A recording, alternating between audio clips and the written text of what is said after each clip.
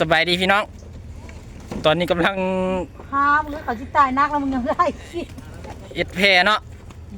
บอลจอดเหือสาวคูณสาวเอาบักเข้ามาจอดนำคนวะนี่หากำมัดปอไม้แล้วเอาลงได้แล้วมัดหนึ่ง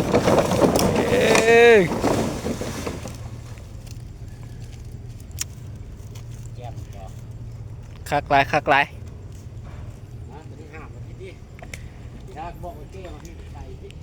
โอ้ตัวนี้ก็แบกเอาเลย2 คนท้ายหัวแล้วก็แล้วเราฉันบอกโอ้จึงจะกิ้งลงนี่เลยแหละนี่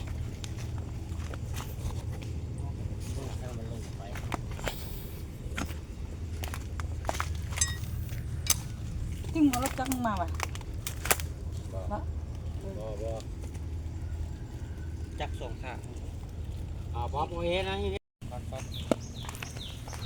ไม้ลงมาง่ายๆลงมาก็เด้อ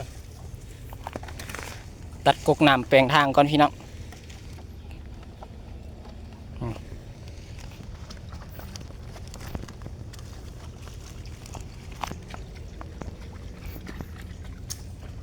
ทางลงนี่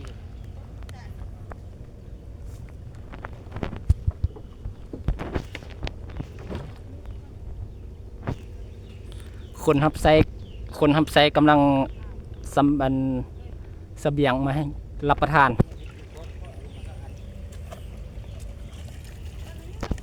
พี่น้อง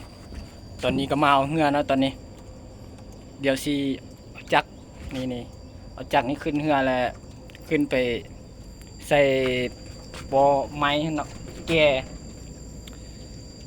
สิว่าแนวใดวะแก่นี่นะไม้นี่ไม้อันนี้แก่เขาหากันเนาะน้ำมันลึกอยู่ฮั่นเลยได้ใส่เงือ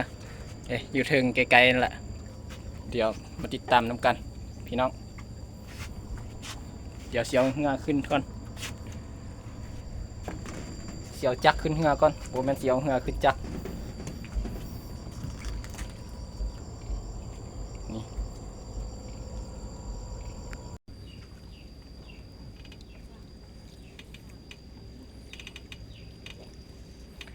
ไก่สีแล้วพี่น้องไก่สีแล้วนี่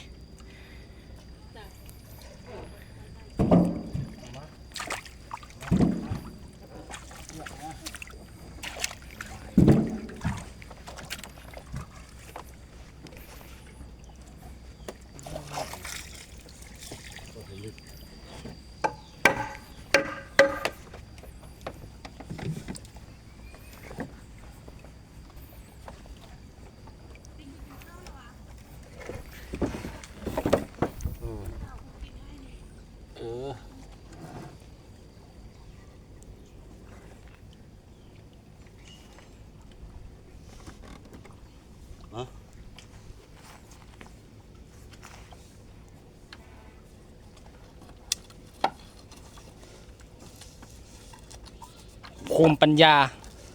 สาวบ้านกล้วยภูมิปัญญาสาวบ้านกล้วยได้นี่โอ้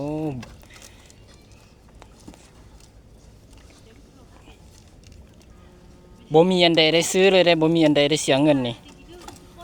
มีแต่แนวหาเอาเนาะพี่น้องเนาะมีแต่แนวหาเอาอยู่ป่าอยู่ดงพุ่นว่า